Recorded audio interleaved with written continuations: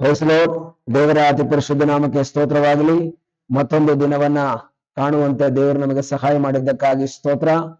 ಈ ದಿವಸ ದೇವರ ವಾಕ್ಯವನ್ನ ಧ್ಯಾನಿಸುವಂತಹ ಸುಂದರವಾದ ಸಮಯವನ್ನ ದೇವರು ಒದಗಿಸಿಕೊಟ್ಟದಕ್ಕಾಗಿ ಸ್ತೋತ್ರ.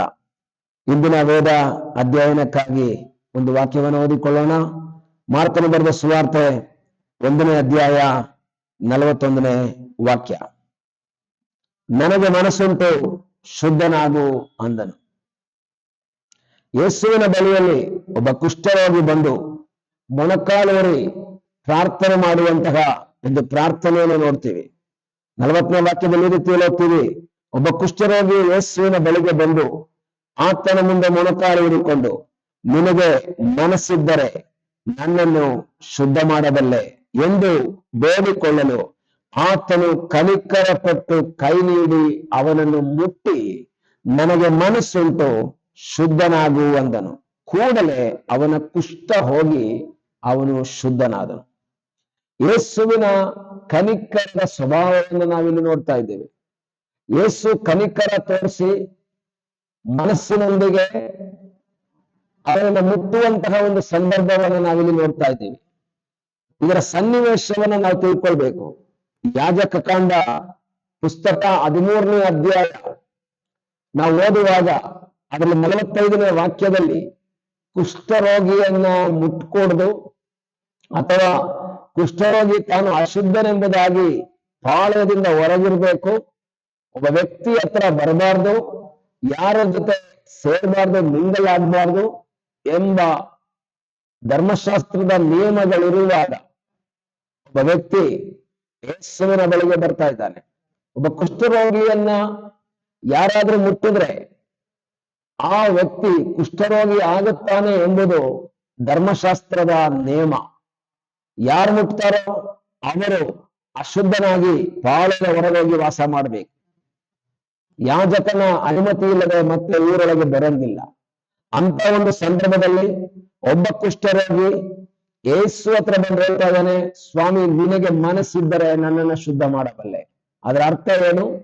ಈ ವ್ಯಕ್ತಿಗೆ ತಂದೆನೋ ತಾಯಿ ಅಥವಾ ಮಕ್ಕಳು, ಹೆಂಡತಿ, ಸಂಬಂಧಿಕರು ಅನೇಕರಿರಬಹುದು. ಆದ್ರೆ ಅವರು ಯಾರಿಗೂ ಇವನ ಮೇಲೆ ಮನಸ್ಸು ಬಂದಿಲ್ಲ, ಕನಿಕರ ಬಂದಿಲ್ಲ. ಇವನನ್ನ ಊರೊಳಗೆ ಹಾಕಿದ್ದಾರೆ.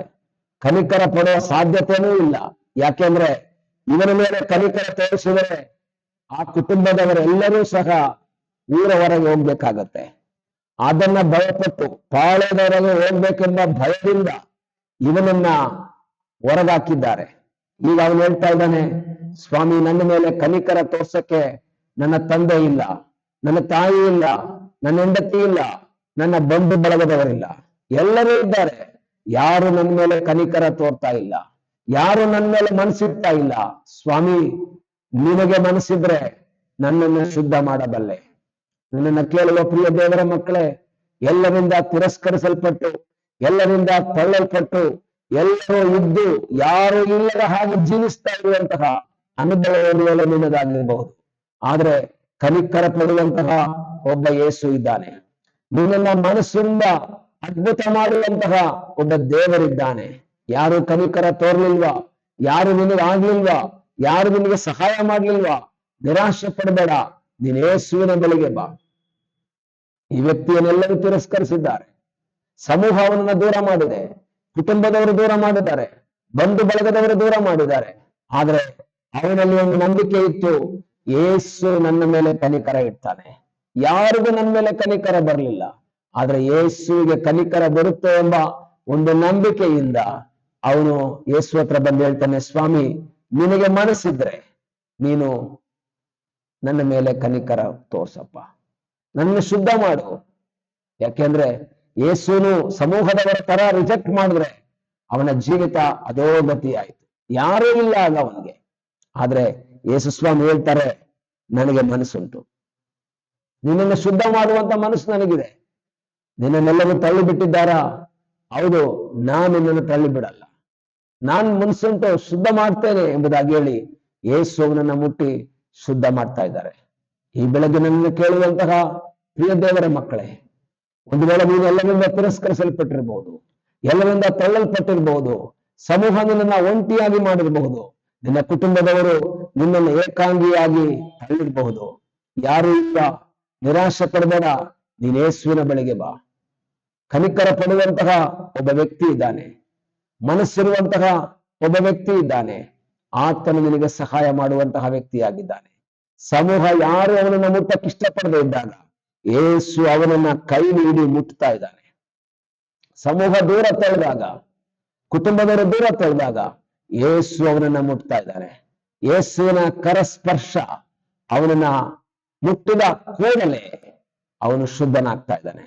ಇಂದು ಅದೇ ಹಸ್ತ ನಿನ್ನನ್ನು ಸ್ಪರ್ಶಿಸುವುದಕ್ಕೆ ಕಾಯ್ತಾ ಇದೆ.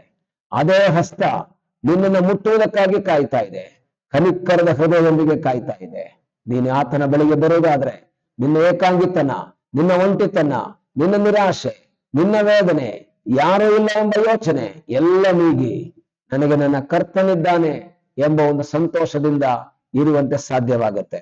ಈ ಬೆಳಗ್ಗೆ ಕರ್ತನ ಬಳಿಗೆ ಬಂದು ಆತನ ಮುಖವನ್ನು ನೋಡುವಂತೆ, ಆತನ ಬಳಿಗೆ ಬಂದು ಬೇಡಿಕೊಳ್ಳುವಂತೆ ದೇವರು ಸಹಾಯ ಮಾಡಲಿ. ಕಣ್ಣುಗಳನ್ನು ಮುಚ್ಚೋಣ, ಪ್ರಾರ್ಥನೆ ಮಾಡೋಣ. ನಮ್ಮನ್ನು ಬಹಳವಾಗಿ ಪ್ರೀತಿ ಮಾಡುವ ಪರಲೋಕದ ತಂದೆಯಾದ ದೇವರೇ, ಈ ಸಮಯಕ್ಕಾಗಿ ನಿನಗೆ ಸ್ತೋತ್ರ. ಈ ದಿವಸ ದೇವರೇ, ನಿನ್ನ ಮಕ್ಕಳಾದ ನಾವೆಲ್ಲರೊಟ್ಟಾಗಿ ನಿನ್ನ ಮುಖವನ್ನು ನೋಡ್ತಾ ಇದ್ದೇವೆ. ಕನಿಕರ ಪಡುವಂತ ದೇವರು, ಮನಸ್ಸಿರುವಂತ ದೇವರು, ನೀನು ನಮಗಾಗಿರುವುದಕ್ಕಾಗಿ ಸ್ತೋತ್ರ. ಏಕಾಂಗಿತನದಲ್ಲಿ, ಒಂಟಿತನದಲ್ಲಿರುವಂತಹ ವ್ಯಕ್ತಿಗಳೊಂದಿಗೆ ಮಾತನಾಡಿ ಅವರ ಜೀವಿತದಲ್ಲಿ ನಿನ್ನ ಹಸ್ತ ಅವರ ಮೇಲೆ ಇಟ್ಟು ಅವರನ್ನ ಬಲಪಡಿಸು, ಧೈರ್ಯಪಡಿಸು. ಪ್ರಾರ್ಥನೆಯನ್ನ ಕೇಳಿದ್ದಕ್ಕಾಗಿ ಸ್ತೋತ್ರ. ಯೇಸುವಿನ ಮುದ್ದಾದ ಹೆಸರಿನಲ್ಲಿ ಬೇಡಿಕೊಳ್ಳುತ್ತೇವೆ ನಮ್ಮ ಪ್ರೀತಿಯ ತಂದೆಯೇ. ಆಮೇನ್. God bless you.